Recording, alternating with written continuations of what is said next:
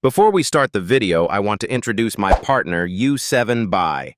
If you need coins for the best players in Ultimate Team, make sure to check out u7buy.com. They offer cheap and fast FC coins so you can build your dream squad without spending a fortune. For example, around 1 million coins costs about 15 euros, and delivery usually only takes 1 to 3 hours. Use my code Futcard to save 8% at checkout. Link in the description, and now have fun with the video. Hey guys, welcome back to the channel. This is Futcard Review, and today we're taking a look at a card that honestly could be one of the biggest budget defensive surprises right now. The team of the season Gilles in FC26 Ultimate Team. Now straight away, one thing really stands out here. This card is sitting at around 45k coins. And for a 94 rated TOTS center back, that instantly makes this very interesting. Because at that price, expectations completely change. We're not looking for a million-coin superstar here. We're asking one simple question. Could this actually be one of the best budget CBs in FC26? And when you look at the card, honestly, it looks very, very solid with 87 pace, 94 defending, and 94 physical. This is exactly what you want from a center back. She has the speed to keep up, the defensive stats to dominate tackles, and the physicality to compete against stronger attackers. But then you check the PlayStyle Plus setup. And this is where it gets really interesting. She has Intercept Plus, Anticipate Plus, and Bruiser Plus. And honestly, that is a brutal defensive combination. With Intercept Plus, she should cut out passes consistently. With Anticipate Plus, her defensive awareness and positioning could be elite. And with Bruiser Plus, she should feel incredibly strong in duels. That's already a very meta-defensive setup, and then it gets even better. Because she also has amazing supporting playstyles like jockey, block, slide, tackle, aerial, and pinged pass. So this isn't just a cheap defender. On paper, this looks like a genuinely complete center back. Position-wise, she's a pure CB with roles like Defender++, Stopper++, and ball-playing Defender++, which means she looks versatile within the back line, too. Of course, she's 174 meters, so height might be one thing to watch compared to bigger center backs, but that could also mean better agility and responsiveness. For 45k, this honestly looks like one of those cards that could massively outperform the price tag. But as always, stats and play styles only tell part of the story. The real question is, does she actually perform in-game like a true budget beast? Can she compete with more expensive defenders? And most importantly, is she worth trying for your team? That's exactly what we're going to find out. I'm going to test her in real gameplay and break everything down for you. So if you're looking for a cheap, meta-looking defender that could save you coins, make sure to watch until the end. Let's get into it.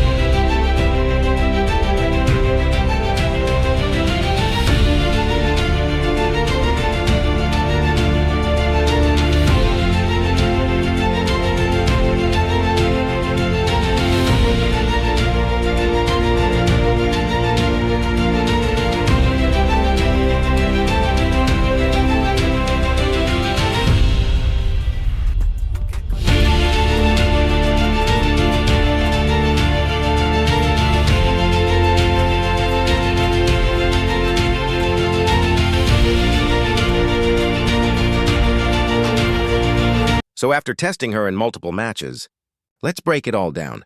Is TOTS Gilles actually worth it? Let's start with the pros, because for around 40k coins, there are definitely some very interesting things here. First of all, the PlayStyle Plus setup. This is easily her biggest strength. Intercept Plus, Anticipate Plus, and Bruiser Plus is genuinely a very strong defensive combination, especially for a budget center back. She feels aggressive, responsive, and can cut out passes very well. Her defensive animations are solid, and for the price, the playstyles really do carry this card. Then we've got her agility, and this is something you definitely notice. Because of her smaller build, she actually feels quicker when turning and reacting than a lot of bigger center backs. In certain situations, especially against agile attackers, that responsiveness can absolutely help. And of course, the price. At around 40k, she's cheap. Very cheap. So from a pure budget perspective, there is definitely value here if you just need a low-cost defender with strong defensive mechanics. But now, let's talk about the cons, because this is where the card starts to struggle. The biggest issue, and by far the most noticeable one, is the height. She is simply too small for the current meta at center back. Against bigger, more physical strikers, you will absolutely feel that disadvantage. Aerial duels, physical battles, and certain defensive situations can become a problem. Then there's the lack of physical presence overall. Even though the stats look solid, in-game she can sometimes feel like she's missing that dominant CB aura. She's not that huge defensive wall you might want. The pace is also just average. It's not terrible, but it's definitely not elite, and in higher-level gameplay that can become noticeable. And another downside, no CDM position. That honestly hurts her value a bit, because with her agility and passing, a midfield option could have made this card more flexible. So what's the final verdict? For me, this card is okay for the price, but not much more than that. The playstyles are genuinely very good, and the cheap cost makes her usable. But the size and physical limitations are hard to ignore. For casual or budget squads, sure, she can do a job, but if you're looking for a true long-term meta center back, she's probably just too small. So overall, decent budget option, but definitely with clear weaknesses. Let me know in the comments. Did Gilles surprise you, or is the height a deal breaker? And don't forget to like and subscribe to Futcard Review for more FC26 content. I'll see you in the next one. This card has the perfect CB playstyles on paper, but one big weakness holds her back. And if you want real FC26 player reviews every day, follow Futcard Review. No hype, just facts.